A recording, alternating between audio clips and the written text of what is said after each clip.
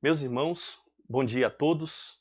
Nós ficamos felizes mais uma vez por estarmos aqui juntos, online, mesmo não podendo nos reunir de maneira presencial, nós continuamos juntos em espírito e para estudar a palavra de Deus. Nós queremos, nesse domingo, estudar a nossa quarta lição sobre o nosso tema, o mistério do contentamento. Nós esperamos que todos tenham conseguido assistir as últimas 3 aulas. Às vezes nós temos tido algumas dificuldades com o áudio não sai tão bom como nós esperávamos que saísse. E temos pedido aos irmãos que nos ore por nós, que peça ao Senhor para nos dar recursos tecnológicos. Precisamos de microfones melhores, porque o microfone que nós usamos não é adequado aqui para a gravação que nós temos feito. Então pedimos que Deus nos abençoe para que possamos ter recursos melhores, tanto de áudio, que é o que é o emergencial para nós nesse momento, mas também precisamos de recursos de vídeo, câmeras para gravação, tanto nesse momento de pandemia como para posteriormente nos cultos da igreja possamos ter gravados. É bom termos as mensagens gravadas. Às vezes nós perdemos por algum motivo o culto, e é bom quando a igreja disponibiliza, porque aqueles irmãos que não puderam vir podem assistir depois. Aqueles que assistiram e por algum motivo não conseguiram captar toda a mensagem podem depois rever e tirar mais proveito para suas vidas, e também porque essa pregação fica posteriormente ali na internet por muitos anos, e muitas outras pessoas vão poder ser edificadas com a palavra do Senhor. Então nós pedimos aos irmãos que orem, né, continuem contribuindo com as ofertas, os dízimos para a causa do Senhor, para que assim nós possamos ter, quem sabe, recursos para adquirir um melhor equipamento para mais profissional ou semi-profissional para a gravação das nossas aulas, dos nossos cultos, pregações, etc. Nesse momento, então, vamos orar, vamos pedir ao Senhor que nos abençoe para que possamos ser edificados pelo estudo da palavra do Senhor. Santo Deus e amado Pai, nós queremos colocar a nossa vida, a vida de cada um que está nos ouvindo online, na Tua presença. Queremos lhe pedir que o Senhor abençoe a todos, queremos lhe pedir que o Senhor edifique a cada um, à medida que nós lemos, refletimos e aplicamos a Tua palavra para as nossas vidas. Que cada um, ó Deus, possa entender, possa compreender, possa amar a Tua palavra e possa, acima de tudo, colocá-la em prática nas suas vidas. Nós rogamos ao Senhor porque nós confiamos na mediação do Teu único Filho, Jesus Cristo. Amém. Então, irmãos, vamos passar para a nossa aula. Antes de nós iniciarmos o assunto de hoje, nós vamos fazer uma breve recapitulação daquilo que nós estudamos na aula anterior.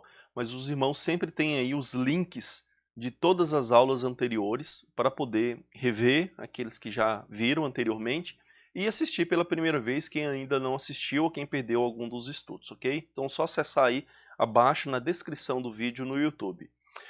No estudo anterior, nós falamos sobre os perigos de um coração descontente e murmurador.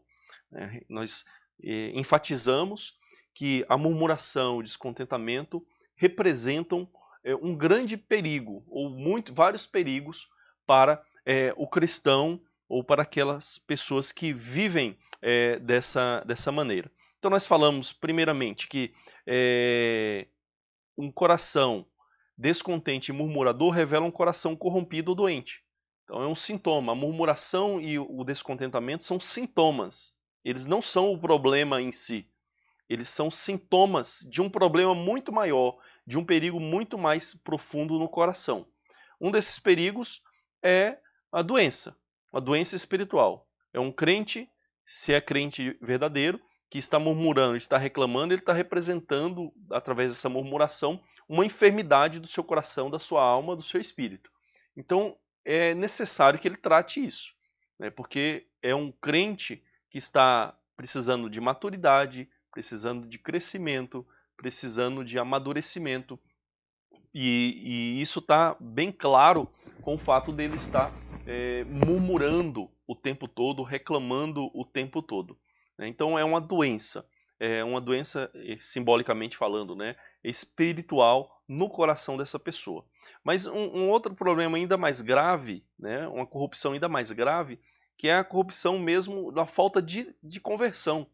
Porque alguns vivem de uma maneira tão murmurante, tão descontente, que revela que não conhece a bondade de Deus, que não confia em Deus, que não descansa em Deus, que não desfruta das bênçãos e das graças espirituais que Deus nos concedeu, que não vive sabendo e consciente do tesouro incorrompível que ele tem reservado na presença de Deus. Então é uma pessoa que, na verdade, embora se chame de cristão, provavelmente não é um cristão. Isso está revelado aí na maneira como ela murmura, como ela reclama da vida, como nada está bom, e revela aí que ela desconhece a bênção e a graça de Deus concedida na salvação.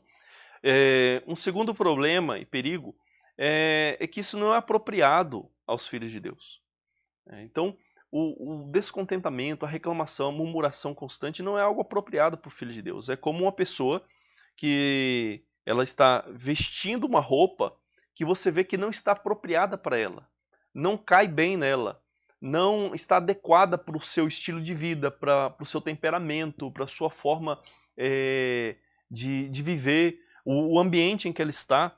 Você já viu uma pessoa que ela coloca uma roupa muito chamativa, bem vermelha, e isso cai bem nela? Mas você pega essa mesma roupa e coloca em outra pessoa e aquela roupa não cai bem naquela pessoa. Ou seja, o tipo da pessoa é apropriado para uma roupa ou não. Então, da mesma forma, para o cristão, a murmuração e o descontentamento não é apropriado, não cai bem quando você vê um cristão e você vê ele reclamando, murmurando o tempo todo, você percebe que não está apropriado com o fato de ele ser filho de Deus, dele ter sido salvo, dele ter bênçãos espirituais em Cristo Jesus. Então não é apropriado, esse é um perigo sério para nós. Terceiro, o perigo é que isso prejudica a nossa evangelização. Como é que você vai evangelizar, falar para o incrédulo da bênção da salvação em Cristo, da maravilha que é Cristo, da alegria de Cristo, você vive murmurando, reclamando o tempo todo? Ou seja, você vai prejudicar, pelo seu exemplo, pela sua fala, vai prejudicar o testemunho do Evangelho. Então, você precisa buscar uma vida de contentamento espiritual, ao ponto de que isso possa servir de um bom exemplo na hora de você testemunhar de Jesus para as pessoas, para que você mostre essa roupa espiritual do contentamento para as pessoas, para que você revele um coração transformado pela graça, que tem plena consciência da graça de Deus em Cristo Jesus. Então esse foi o estudo anterior, né, que dá para a gente ter uma lembrança do que nós falamos então no domingo passado. Então, irmãos, hoje nós vamos passar para o nosso próximo assunto dentro da nossa série sobre o mistério do contentamento. E o nosso assunto hoje é o paradoxo do contentamento cristão. Se você não sabe ainda o que é o paradoxo, você vai entender logo em sequência. E eu quero ser bem franco com os irmãos que eu gostei muito dessa aula, de preparar essa aula para os irmãos, de me debruçar nesse assunto, de enriquecê-lo. Né? Essa aula é tanto baseada no livro do William Barclay, que temos usado principalmente como roteiro, O Segredo do Contentamento, então 90% vem dele, mas outros livros foram utilizados, outros autores, outros materiais para enriquecer e acrescentar ainda mais alguns pontos a esse assunto. Então nós vamos hoje pensar sobre o paradoxo do contentamento cristão. E nós vamos ler Filipenses capítulo 3, o verso 12 a 16. Eu convido você a acompanhar na sua Bíblia, quer seja aí no celular ou a Bíblia impressa, para que nós possamos meditar. E nós vamos ler então Filipenses capítulo 3, verso 12 a 16. Diz assim a palavra de Deus: Não que eu já tenha recebido isso, ou já tenha obtido a perfeição, mas prossigo para conquistar aquilo para o que também fui conquistado por Cristo Jesus. Irmãos, Quanto a mim, não julgo havê-lo alcançado, mas uma coisa faço, esquecendo-me das coisas que ficam para trás e avançando para as que estão diante de mim, prossigo para o alvo, para o prêmio da soberana vocação de Deus em Cristo Jesus. Todos, pois, que somos maduros, tenhamos esse modo de pensar. E se alguma coisa vocês pensam de modo diferente, também isso Deus revelará para vocês. Seja como for, andemos de acordo com o que já alcançamos. Amém. Meus irmãos, para a gente entender o assunto do nosso estudo hoje, nós devemos notar que há um contraste entre o capítulo 3, essa parte que nós lemos no capítulo 3 de Filipenses, e o capítulo 4.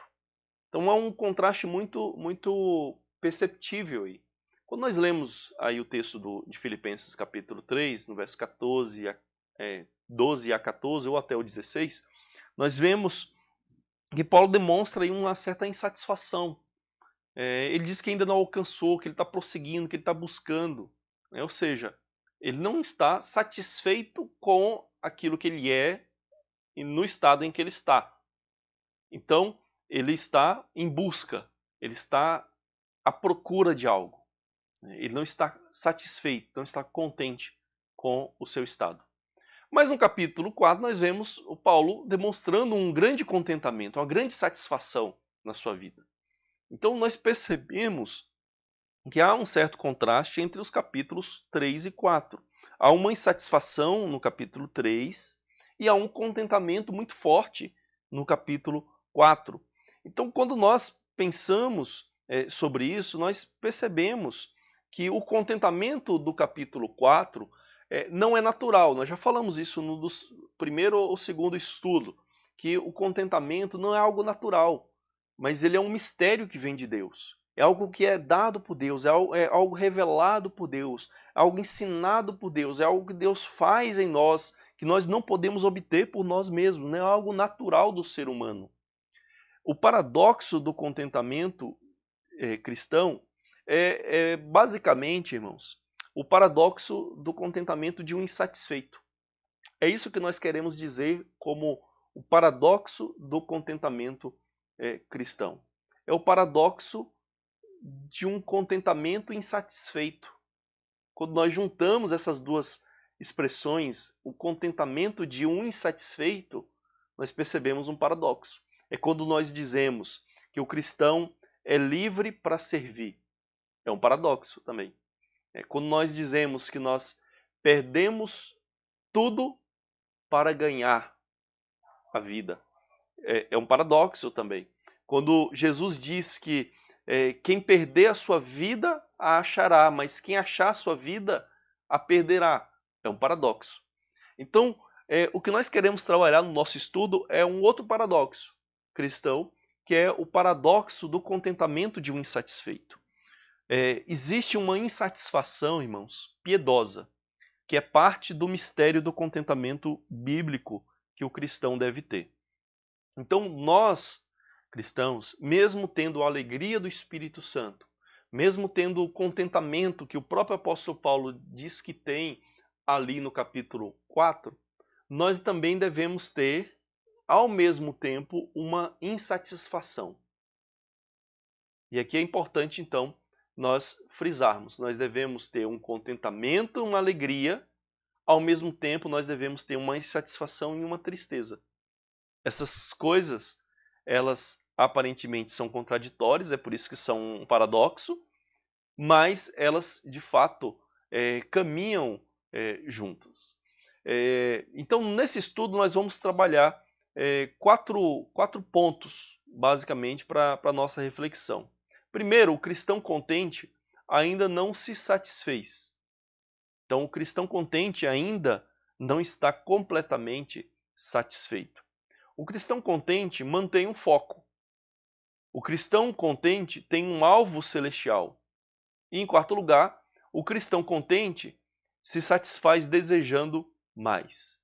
Então, nós vamos trabalhar, irmãos, esses 4 pontos no nosso estudo de hoje. Então, vamos passar aqui ao nosso primeiro ponto do nosso estudo hoje. O cristão ainda não se satisfez. Essa é a primeira lição que nós devemos aprender, que o apóstolo Paulo nos mostra em Filipenses 3, 12 a 16. Nós vamos destacar aqui apenas uma parte do versículo e vamos então progredindo e destacando partes. Nós já lemos o texto como um todo e você deve ter aí à sua frente para você conferir o texto como um todo. Aqui no slide nós vamos apenas destacar o versículo, a parte do versículo que nós queremos chamar a atenção dos irmãos. Então em Filipenses capítulo 3, o apóstolo Paulo diz assim: não que eu já tenha recebido isso ou já tenha obtido a perfeição. Aí, pulando uma parte, ele vai dizer mais à frente: irmãos, quanto a mim, não julgo havê-lo alcançado. Então veja, irmãos, o que o apóstolo Paulo está mostrando aqui é que ele ainda não alcançou a perfeição, que ele ainda não é um ser humano perfeito, que já tem de tudo, que já é uma pessoa completa, que não falta nada, que já tem uma alegria perfeita ou já tem um contentamento perfeito. Paulo tem um contentamento, nós temos alegria, nós temos contentamento, você tem, mas você não é perfeito. Você ainda é pecador, você ainda é falho, você ainda carece de perfeição, uma perfeição que vem da parte de Deus. Então, o apóstolo Paulo está deixando bem claro que nós ainda não obtemos a perfeição, que nós devemos avaliar a nossa vida e dizer nós não alcançamos. Então, nós estamos mais contentes quando nós não estamos satisfeitos com as nossas realizações pessoais. Então essa é uma lição para nós aqui, que nós, como cristãos, estamos mais contentes quando não estamos satisfeitos com as nossas realizações pessoais. O contentamento cristão começa com uma insatisfação conosco mesmos, com nós mesmos. O contentamento bíblico começa com reconhecimento de que nós não somos perfeitos, de que nós somos pessoas ainda falhas, que precisamos crescer muito e não podemos nos dar por satisfeito com o nível que nós estamos na nossa vida cristã. Veja que o apóstolo Paulo, ele já estava idoso, ele tinha pelo menos 60 anos, ou seja, ele já tinha maturidade. Paulo tinha pelo menos 30 anos de ministério, irmãos. Ou seja, ele tinha experiência. Então, nós vemos o apóstolo Paulo com 60 anos, vemos que ele tinha maturidade, vemos que ele tinha experiência no ministério, mas ele diz: quanto a mim, eu ainda não alcancei. Quanto a mim, eu não alcancei a perfeição. Eu não obtive a perfeição ainda. Ou seja, ele não estava satisfeito consigo mesmo, com as suas realizações pessoais. Quantos cristãos que nós vemos por aí que se dão por satisfeitos, se acham, como nós dizemos, né, no popular, a última bolacha do pacote. Ah, se eu sair da igreja, a igreja acaba. Ah, se eu não tivesse aqui nessa igreja, essa igreja não estava desse jeito. Porque depois que eu vim para cá, a igreja melhorou, eu fiz isso, eu faço aquilo. Se eu sair, olha, não vai ter ninguém para ajudar. Não vai ter ninguém para fazer isso. Ou seja, é uma pessoa que se dá por satisfeita com os seus feitos, com as suas realizações, ela se acha demais. Nós não vemos isso em Paulo, com 60 anos, com 30 anos de ministério, ele diz que ele não alcançou a perfeição e que ele ainda está em busca dessa perfeição. Todos nós, eu e você, precisamos ter a compreensão de que nós ainda estamos em busca de uma perfeição que nós não temos. Então nós devemos estar insatisfeitos com as nossas próprias realizações. Paulo desejava se satisfazer mais, né? Ele desejava isso. Veja o versículo 10 e 11 do capítulo 3. O que eu quero é conhecer Cristo e o poder da sua ressurreição, tomar parte nos seus sofrimentos e me tornar como ele na sua morte, para de algum modo alcançar a ressurreição dentre os mortos. Então veja que o apóstolo Paulo desejava se satisfazer ainda mais, conhecendo a Cristo e o poder da sua ressurreição. Ele não já conhecia a Cristo? Já não conhecia, de certa forma, o poder da ressurreição que deu uma nova vida a Paulo? Mas ele não está satisfeito, ele quer mais, ele quer conhecer mais a Cristo, ele quer conhecer mais o seu poder, ele quer tomar parte nos seus sofrimentos, na sua morte, e ele quer alcançar essa ressurreição final dentre os mortos. Então Paulo desejava se satisfazer mais na presença de Cristo, tendo mais nele. Nesse mundo, irmãos, nós jamais seremos plenamente satisfeitos. Nesse mundo nós jamais seremos perfeitos. Então o cristão verdadeiro é aquele que compreende que nesse mundo, enquanto estivermos aqui, nós nunca seremos perfeitos e completamente contentes ou satisfeitos. Então o cristão verdadeiro, ele tem sede de Deus. Nós lemos isso nos Salmos 42, o Salmo 63. Nossa alma tem sede de Deus, o Deus vivo. Como a corça que anseia pelas águas, assim por ti, ó Deus, anseia a minha alma. Ou seja, o cristão verdadeiro é aquele que tem sede de Deus. O cristão verdadeiro, portanto, não é aquele que está já dessedentado. Ele tem sede constante de Deus. É uma sede não no sentido de inanição.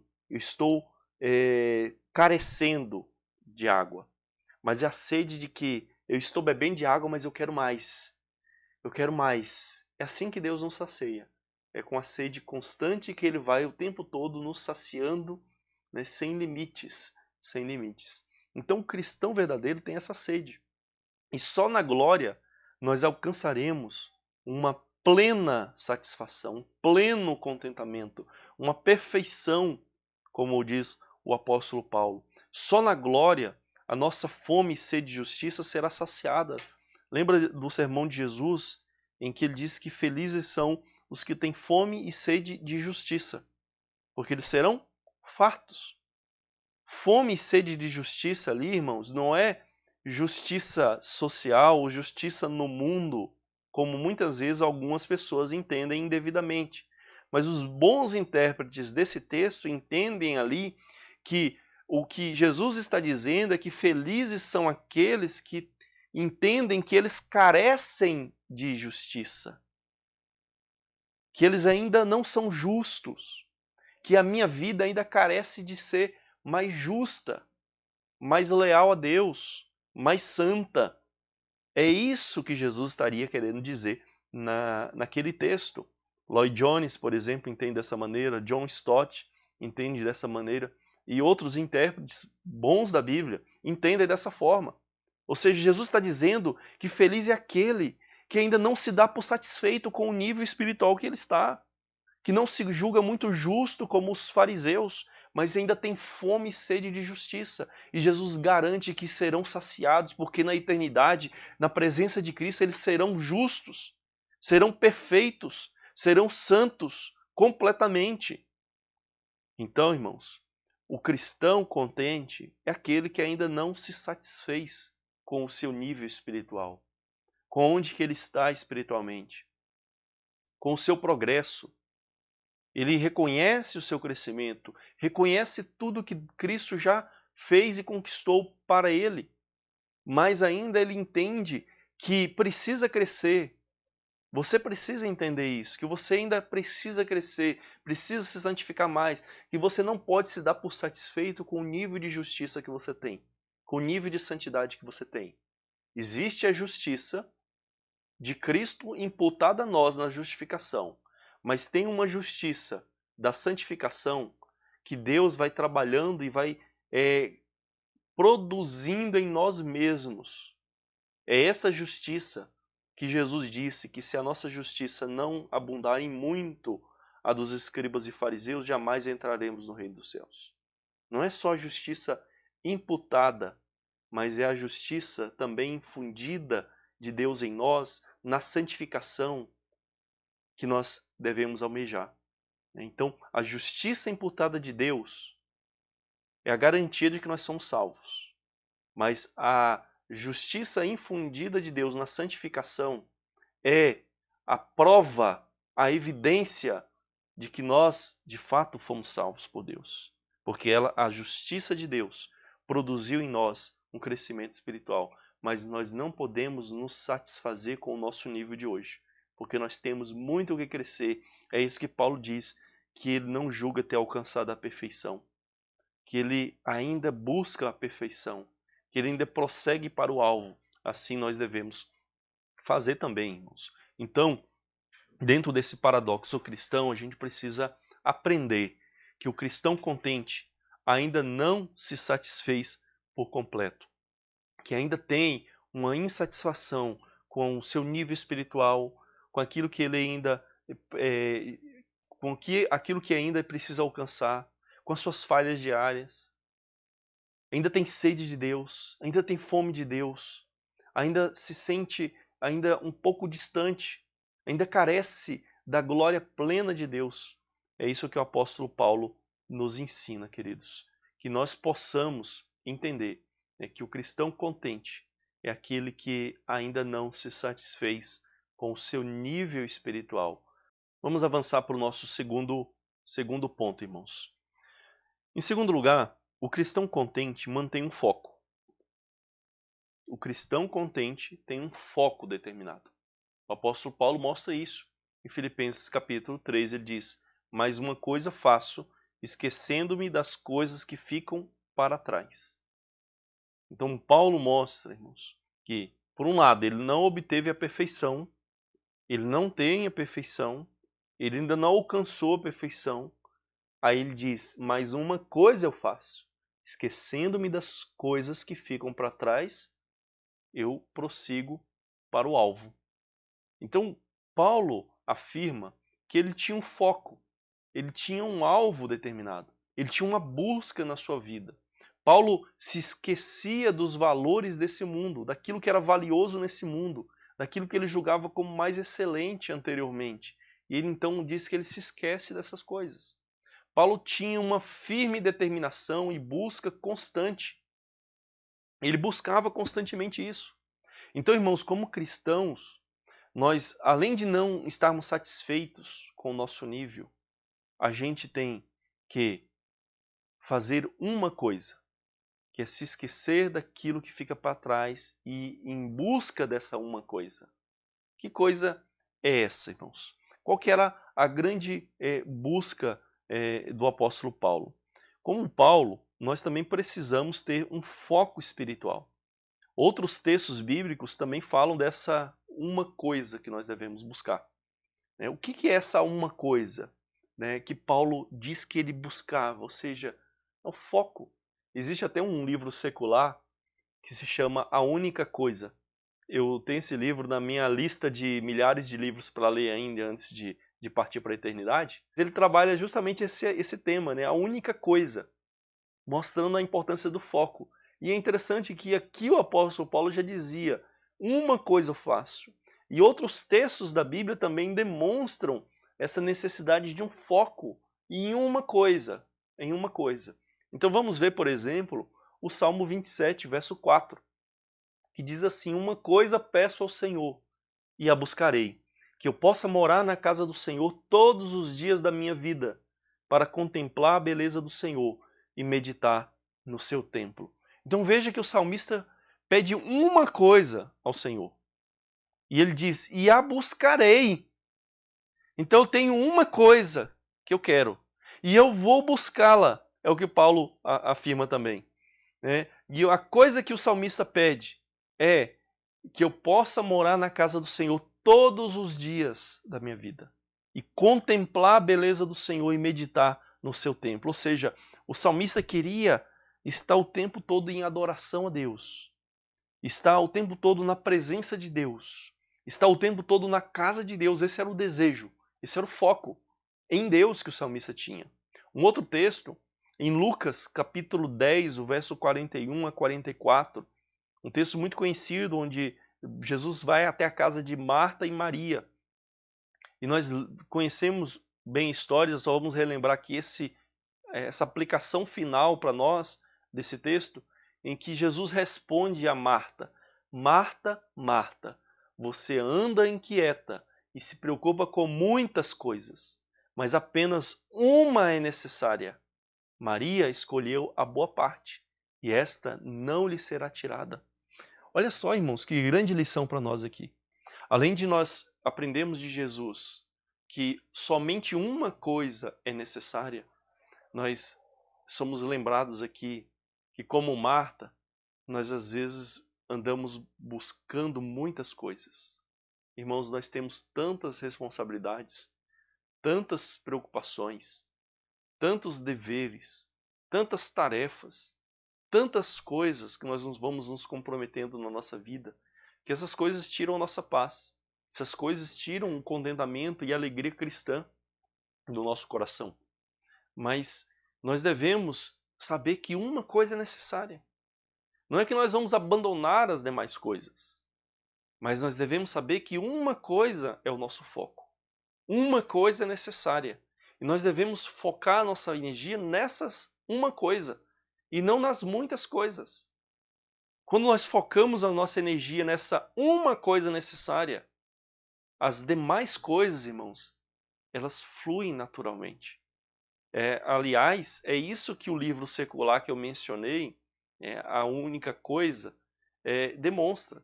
Que nós precisamos focar em uma coisa que vai ter repercussão nas demais áreas da nossa vida.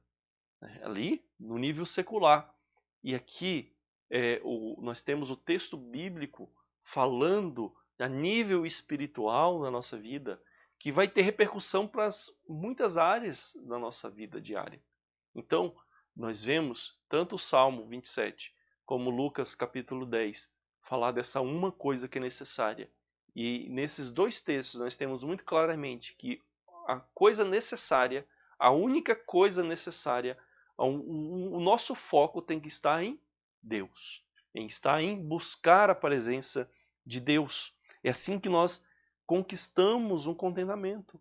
Então, o contentamento cristão é o contentamento de alguém que tem como foco uma única coisa, que ele está buscando porque ele ainda não está satisfeito com o nível espiritual em que ele se encontra, porque ele entende que ele precisa progredir, entende que precisa crescer, e como salmista, e como o ensino de Lucas no capítulo 10, nós precisamos buscar essa coisa necessária para a nossa vida, essa boa parte que não nos será tirada jamais, esse tesouro que não será roubado, não será destruído, não vai se perder na eternidade. Em terceiro lugar, irmãos, o cristão contente tem um alvo celestial. Nós temos um alvo, nós temos uma meta celestial, algo que nós queremos alcançar. Em Filipenses capítulo 3, o apóstolo Paulo também nos dá essa grande lição. Ele diz: uma coisa faço, esquecendo-me das coisas que ficam para trás. Aí ele vai dizer: e avançando para as que estão diante de mim, prossigo para o alvo, para o prêmio da soberana vocação de Deus em Cristo Jesus. Então, o cristão contente, ele tem um alvo celestial, uma meta, um objetivo, algo que ele quer alcançar, que é celestial, que é espiritual. Então, o nosso foco, que nós falamos no ponto, na lição anterior, esse foco deve se transformar em um esforço por esse alvo, por essa meta que nós temos. É o que o apóstolo Paulo diz, que ele avança, que ele prossegue. E nós precisamos prosseguir e avançar para esse alvo final. Nós não podemos estar satisfeitos com o nosso nível espiritual atual, com a nossa condição espiritual atual, mesmo já sendo salvos, mesmo tendo espírito, mesmo tendo alegria, mesmo tendo contentamento, ainda estamos insatisfeitos. Esse é o paradoxo cristão. Então nós precisamos prosseguir e avançar para o alvo final. Nós avançamos, irmãos, porque Cristo já nos conquistou para isso. É isso que o apóstolo Paulo fala no verso 12. Ele diz que ele prossegue para conquistar aquilo para o que também foi conquistado por Cristo Jesus. Ele prossegue para alcançar o que ele já foi conquistado. Olha que coisa interessante. Ele entende que ele pode prosseguir, que ele pode conquistar, porque ele foi conquistado por Cristo Jesus. Ou seja, Cristo já o conquistou para esse alvo, para essa meta, para esse objetivo. Cristo já conquistou, já lhe deu essas coisas, mas ele precisa ir e alcançar. Ele precisa avançar. Podemos usar um exemplo. No estudo passado nós falamos, né, de um homem que recebe uma grande herança e ele está ali numa carroça, indo receber aquela herança. Ou seja, ele recebeu a herança, já é dele, mas ele precisa ir lá para recebê-la, para usufruí-la. É isso que o apóstolo Paulo, de certa forma, está nos dizendo. Ele está dizendo que ele foi conquistado por Cristo Jesus para isso, mas ele prossegue então, ele avança para ir lá receber aquilo que Cristo já conquistou para ele. Então, irmãos, nós podemos avançar, nós podemos prosseguir, porque Cristo já nos conquistou. Então, nós temos sim condição de irmos até lá. Nós avançamos porque é a vontade de Deus. Esse é o desejo de Deus em Cristo Jesus. Esse é a vontade de Deus para as nossas vidas. É o que Deus quer. Quando nós lemos no capítulo 2, verso 12 a 13, nós vemos o apóstolo Paulo dizer que Deus é quem realiza em vocês tanto a vontade como a capacidade de realizar. Ele realiza em vós o querer e o efetuar, segundo a boa vontade dele. Então a vontade de Deus é que nós possamos desejar e que nós possamos fazer, e ele está realizando isso em nós. Então nós precisamos progredir, nós precisamos avançar, nós precisamos buscar, nós precisamos nos esforçar. Então aquele foco da única coisa, irmãos, não pode ficar só no foco, mas tem que ser convertido em esforço, em busca, em avanço, em prosseguir. Essa é a ideia que o apóstolo Paulo usa aqui nesse texto. Por fim, irmãos, nós chegamos ao nosso quarto ponto do nosso estudo hoje. E nesse quarto ponto nós queremos destacar que o cristão contente se satisfaz desejando mais e mais a Deus. A nossa satisfação nesse mundo está em desejar mais e mais a Deus. E o que nós queremos dizer com isso? Veja em Filipenses capítulo 3, no verso 16, que o apóstolo Paulo diz: todos, pois, que somos maduros, tenhamos esse modo de pensar. Todos, pois, que somos maduros, tenhamos esse modo de pensar. Essa é a forma como está traduzida na Nova Almeida Atualizada.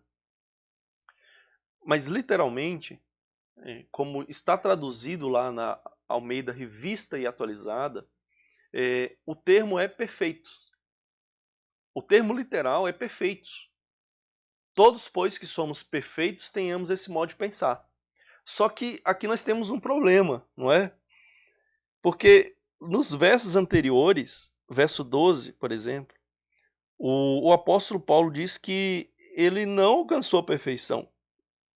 Mas aqui no verso 16, ou melhor, verso 15, desculpa, irmãos.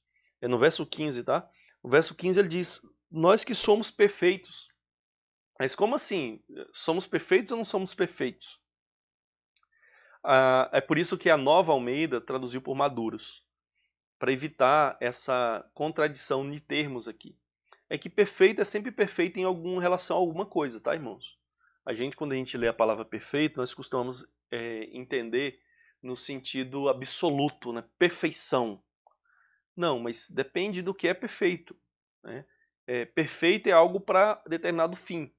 Então, o que Paulo está falando aqui é nós que já temos maturidade, nós já temos perfeição aqui nesse nosso estado humano, ainda em crescimento, ainda em progresso, nós estamos ainda em progresso para essa perfeição.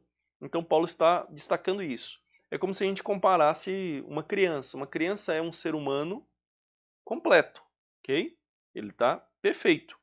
Mas um ser humano já maduro, que não é mais uma criança, já é um adulto, ele tem um outro, ele é perfeitamente humano também, mas agora ele é perfeito no sentido de maturidade. Então a gente poderia usar isso mais ou menos para a gente entender essa contradição dos termos aqui, né? Então Paulo está falando, né, nós que temos já maturidade, temos uma perfeição agora cristã, nós devemos pensar dessa maneira. Pensar como? Pensar justamente que nós não somos perfeitos, pensar justamente que nós ainda não obtemos, pensar justamente que nós devemos ter uma coisa em mente, um foco, e nós devemos buscar e nos esforçar por esse alvo. Ou seja, nós devemos desejar isso, desejar mais a Deus, buscar mais de Deus. Não podemos estar satisfeitos com a nossa condição espiritual aqui nesse mundo. Então, queridos, dentro do nosso assunto do paradoxo do contentamento cristão, nós aprendemos, no ápice aqui do nosso estudo, que o cristão contente se satisfaz desejando mais e mais a Deus. E o que nós queremos destacar com isso aqui é algo que o pastor batista John Piper destaca muito bem em um dos seus livros. Piper escreveu muitos livros sobre contentamento, sobre alegria cristã. E um dos seus livros trabalha sobre o assunto quando nós não desejamos Deus. Ali ele está respondendo para pessoas que ainda sentem que não desejam a Deus o suficiente, que não amam a Deus o suficiente, que não têm alegria em Deus o suficiente, não têm contentamento em Deus o suficiente. Então ele trabalha esse assunto, quando não desejo Deus. E nesse livro ele destaca algumas coisas interessantes sobre o desejo por Deus. Ele diz, por exemplo, que o desejo é inseparável do prazer, é parte dele. O desejo é parte do prazer. Então, por exemplo, como é que você separa, irmãos? Como que você separa o prazer do desejo sexual do prazer da relação sexual no casamento? Ou seja, o desejo, ele em si já traz prazer. Ele em si já traz satisfação. Então, o nosso desejo por Deus, ele é inseparável do nosso prazer em Deus. Embora sejam distintos, eles são inseparáveis. Um é parte do outro. O desejo é parte do prazer. À medida que nós desejamos a Deus, isso já nos traz uma alegria, já nos traz um contentamento, já vai nos dando mais satisfação, embora esse desejo aponte para uma insatisfação ainda presente, que nós desejamos algo, né? Ninguém deseja, né, se já está satisfeito. Quando você está satisfeito, você não deseja mais aquilo. Nós desejamos porque ainda não estamos satisfeitos plenamente. Então o desejo por Deus aponta para essa insatisfação. Mas ao mesmo tempo, esse desejo já nos satisfaz mais. É isso que faz com que nós sejamos contentes. Porque já temos a presença de Deus, temos desejo mais e mais de Deus, e isso já vai alimentando o nosso contentamento e a nossa alegria cristã. John Piper também diz que há deleite na lembrança e deleite na expectativa. Ou seja, só de nós lembrarmos de Deus, pensarmos em Deus, termos expectativa de Deus, já temos prazer nele. John Piper, por exemplo, usa também o exemplo, além de usar o exemplo da questão sexual, o exemplo de um filho que está aguardando a chegada do pai. Depois do dia de serviço, o pai passou o dia fora e já está chegando a hora do pai chegar. E o filho já tem consciência disso, meu pai já está chegando. E ele vai ter muita alegria quando o pai chegar. Mas só o fato dele estar na expectativa, isso já traz alegria para ele. É assim que é a vida cristã, irmãos. Nós já temos alegria nessa expectativa de que um dia nos encontraremos com o Pai, de que um dia veremos a Deus na face de Cristo, de que um dia andaremos com o Cordeiro plenamente. Então nós já, só de lembrarmos disso, sabermos disso, temos a expectativa disso, já temos uma alegria, uma satisfação, um desejo por Deus que já nos alimenta. Então o nosso desejo por Deus em si já é prazeroso. O nosso desejo por satisfação em Deus é parte desse contentamento futuro e presente que nós temos em Deus. O desejo por desfrutar da glória de Deus já é um antegozo dessa glória.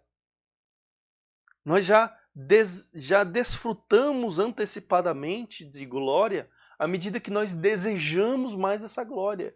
Porque nós só desejamos porque nós já temos noção dela, já temos uma experiência dela, já temos um vislumbre dela, já temos as primícias dessa glória.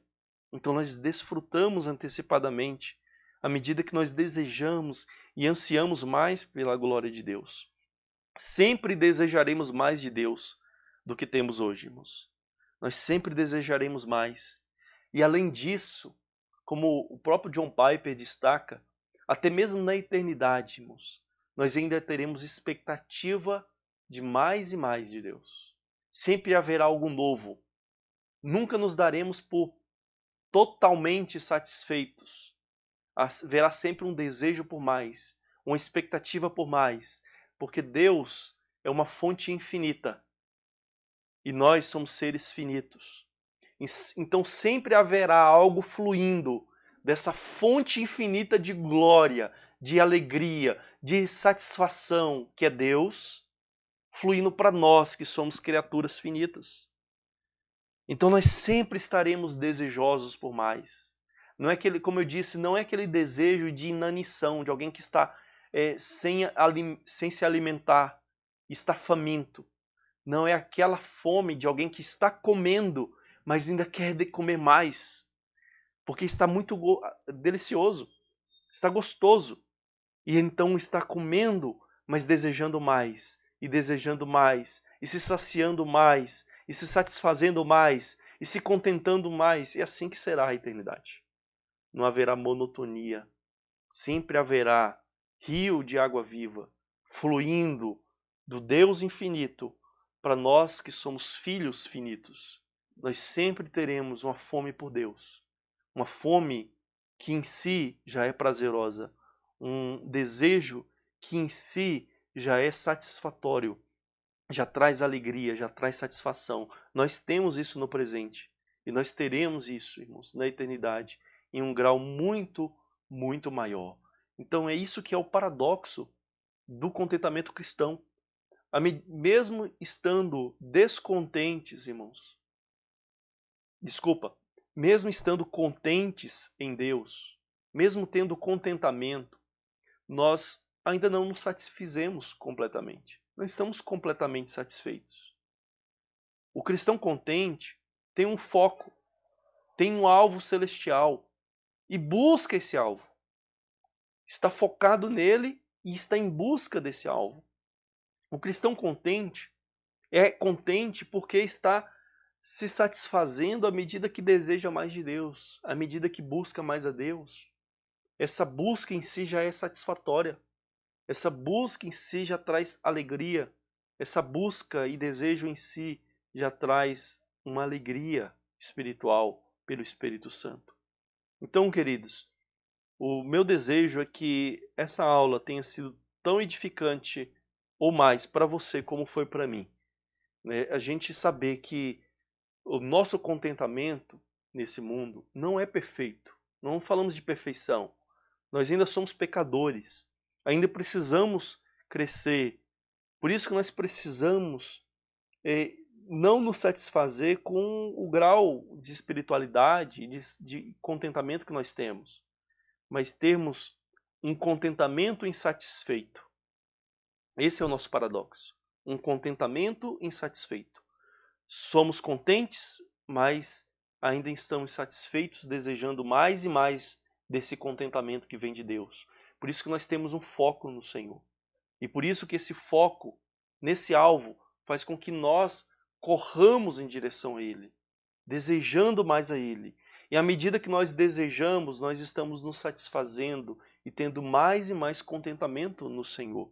E eu gostaria de encerrar com algumas colocações para a gente refletir um pouco mais sobre isso. Aquilo que homens do passado, aquilo que a Bíblia Sagrada fala sobre esse contentamento, sobre esse desejo por Deus. Por exemplo, William Barclay, nesse livro, ele afirma o seguinte: o cristão contente é a pessoa mais contente do mundo, mas é também a mais insatisfeita. O cristão contente é a pessoa mais contente, mais alegre, mais feliz desse mundo, mas também a mais insatisfeita. Por quê? Porque deseja mais. Tem a Deus, tem a presença de Deus, tem uma alegria que ninguém nesse mundo tem, mas também tem uma fome insaciável, insatisfeita, que ninguém nesse mundo tem. Porque, irmãos, esse mundo tem fome daquilo que é perecível, daquilo que é passageiro. É uma fome pequena. A nossa fome é uma fome de eternidade. A nossa fome é a fome por algo infinito. Então, a nossa fome é a maior desse mundo.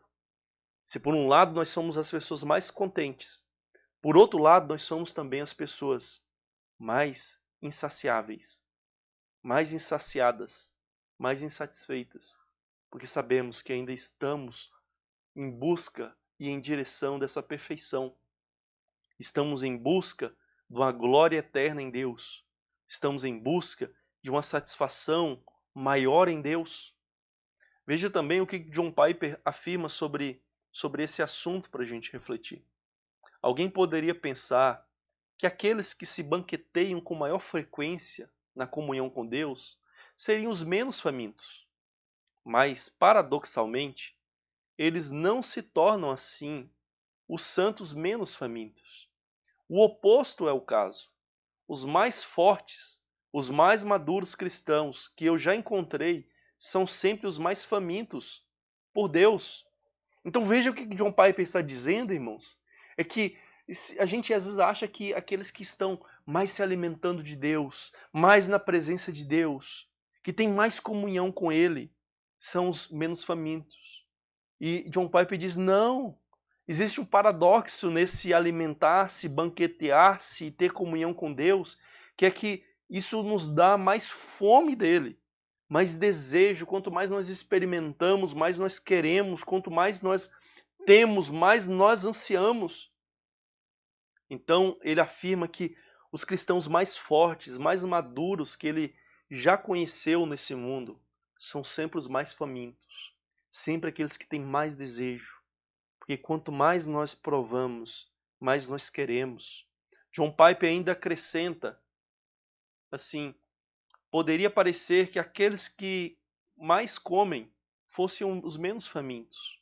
Mas essa não é a maneira que as coisas funcionam em uma fonte inexaurível, uma festa infinita e um Senhor glorioso.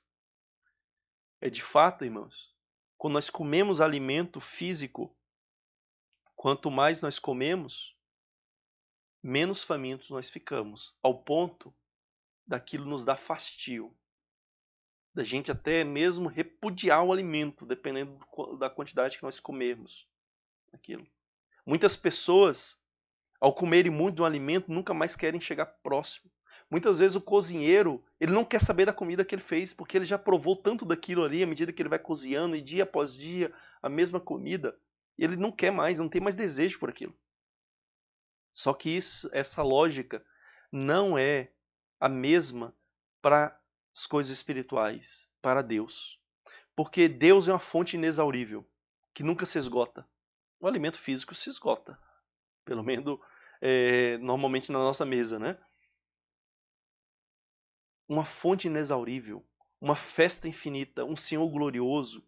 Quanto mais nós experimentamos, mais nós queremos, porque nós nunca temos por completo o Deus que é infinito. É uma fonte inexaurível, que nunca vai nos saciar de maneira absoluta. Ela nos sacia à medida que nós bebemos, à medida que nós nos banqueteamos, à medida que nós experimentamos a presença de Deus.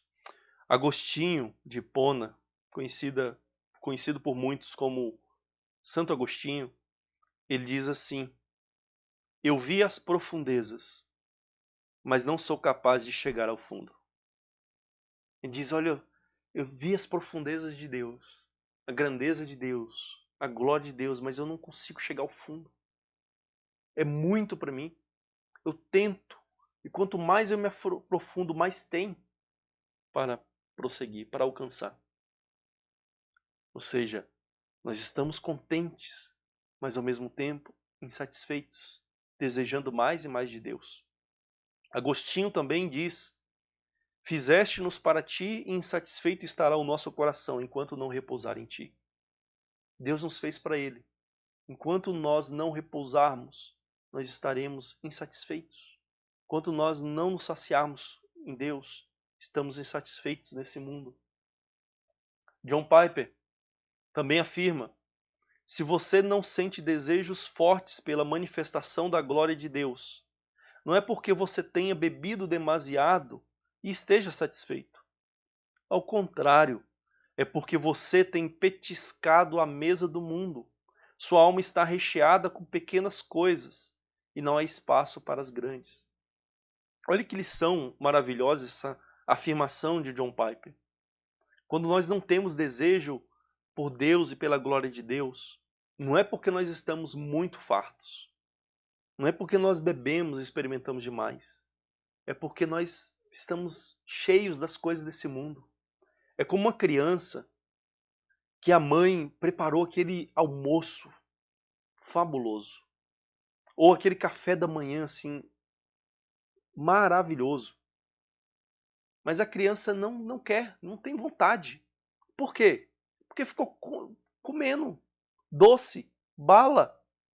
Ficou petiscando coisinhas ali, insignificantes, bobagens. E agora não quer comer aquela comida maravilhosa que a mãe preparou. E assim somos nós, irmãos. Nós estamos sem fome por Deus porque temos usado as coisas desse mundo e ela tem nos falseado um contentamento. Nos tem nos dado um falso contentamento que na verdade não é satisfação, que não preenche, que não dá sentido. Nós petiscamos essa mesa do mundo. Por isso, nós não temos espaço para as grandes coisas. Nós ficamos comendo bobagem e não temos mais espaço para o banquete, para o almoço. Então, irmãos, nós precisamos, como diz o apóstolo Paulo, deixar para trás as coisas que ficam e prosseguir para frente. Deixar as coisas desse mundo para desejarmos mais a Deus. E quando desejarmos mais a Deus, vamos ver o prazer e a satisfação que Deus nos concede. Para terminamos com o Salmo 42, que diz: a minha alma tem sede de Deus, do Deus vivo. Quando irei e me apresentarei diante da face de Deus? Irmãos, que esse desejo, que essa fome, que essa sede seja a sua, seja a minha, seja a nossa. Que de fato nós possamos ansiar mais por Deus, esperar mais de Deus, desejar mais de Deus. Mas para isso nós precisamos nos esvaziar das coisas desse mundo, colocar os nossos olhos na única coisa e avançar para essa única coisa. Desejar a Deus, desejar mais de Deus, para nos satisfazermos mais nele. Que você realmente deseje isso, como homens do passado, como homens do presente, grandes homens, que embora sejam grandes aos nossos olhos, ainda se consideram pequenos, porque eles se consideram como pessoas que ainda são imperfeitas, que ainda caminham para um alvo, que ainda têm um desejo de experimentar mais e mais da glória de Deus, mas ainda têm a consciência de que mesmo vendo as profundezas, como diz Agostinho, ainda não chegaram ao fundo. E nem na eternidade, irmãos, nós chegaremos ao fundo. Nós sempre nos aprofundaremos, sempre nós buscaremos, sempre teremos expectativa por mais e mais que Deus vai nos dar a cada dia. Que o Senhor Deus te abençoe, que o Senhor Deus te dê desejo e que esse desejo por Ele já possa te alegrar, já possa te satisfazer, já possa alimentar mais e mais esse contentamento na sua vida. Então, meus irmãos, vamos nesse momento orar, pedir ao Senhor que abençoe o estudo que nós tivemos, vamos colocar nossa vida na presença do Senhor. Santo Deus e amado Pai, após lermos a Tua Palavra, após refletirmos sobre ela, após aplicarmos a Tua Palavra nas nossas vidas, queremos lhe suplicar, Pai, que de fato o Teu Espírito possa nos convencer dessas verdades, possa aplicá-las de maneira firme e profunda no nosso coração, para que assim, ó Deus, possamos viver de acordo com a Tua vontade. Pai, que o Senhor nos ensine a desejar mais o Senhor. Pai, que o Senhor nos ensine a não estarmos satisfeitos com o nosso progresso espiritual, mas que venhamos ter uma piedosa e santa insatisfação com o nosso estado atual, com o fato de que ainda não somos perfeitos, ainda não fomos glorificados na Tua presença. Por isso, Pai, que o Senhor nos dê essa consciência de que ainda somos imperfeitos, que ainda resta pecado em nós, que ainda há influência do pecado nas nossas vidas e que então possamos estar insatisfeitos de maneira santa, estar descontentes, ó Deus, com a pecaminosidade que ainda há em nosso coração. E que o Senhor nos faça, Pai, ansiar, desejar por algo mais, desejar por mais do Senhor, termos mais fome, mais sede de Ti. Que o Senhor abençoe, Deus, o Teu povo, que o Senhor cubra o Teu povo com a Tua graça, com o Teu Espírito, para que o Teu povo possa compreender a Tua verdade, compreender a Tua palavra e possa viver de acordo com ela, Pai. Abençoe a vida de todos que estão nos ouvindo, de todos que irão nos ouvir um dia com essa gravação. Que o Senhor esteja presente, edificando, transformando e dando cada dia mais sede de Ti. E que o Senhor seja a fonte contínua de saciamento dessa sede, Pai. Abençoa cada um, abençoe a nossa vida, abençoe o nosso domingo. Nós te pedimos em nome de Jesus. Amém. Que Deus abençoe a todos que estão nos ouvindo, que Deus continue guardando, abençoando a todos os irmãos. Um grande abraço, que Deus os abençoe.